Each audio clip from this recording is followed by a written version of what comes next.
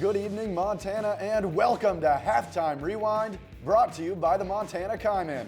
I'm Will Thomas. And I'm Sophia Ward. Tonight we're going to do a fall flashback to the 122nd Brawl of the Wild.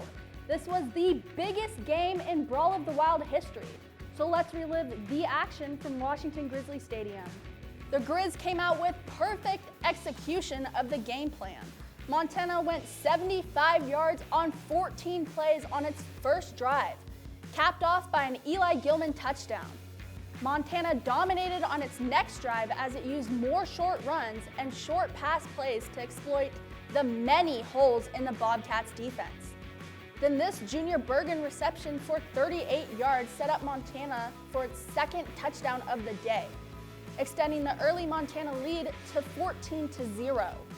Nico Ramos put 2 field goals on the board in the second quarter, and the Grizzlies would shoulder a 20-0 lead into the half. In the first half, the Grizz defense kept the Cats' offense dead silent. Tommy Malott earned a whopping 0 passing yards in the first half, but would look to turn things around in the second. Montana State tried to get some momentum in the second half, as on the opening drive, Montana State marched downfield and scored a 19-yard passing touchdown to get on the board. From there, it was all Montana.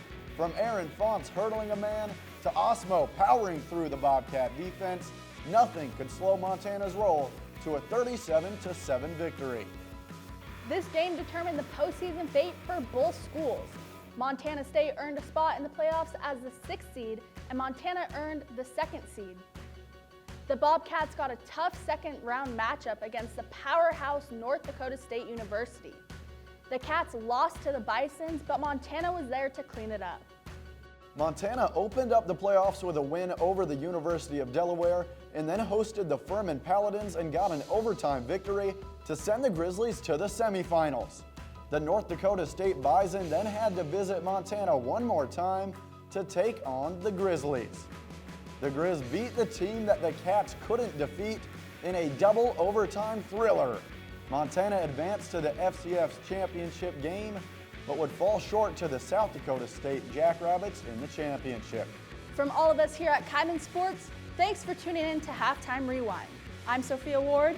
And I'm Will Thomas, saying so long and enjoy the rest of tonight's ESPN Plus coverage of the Brawl of the Wild.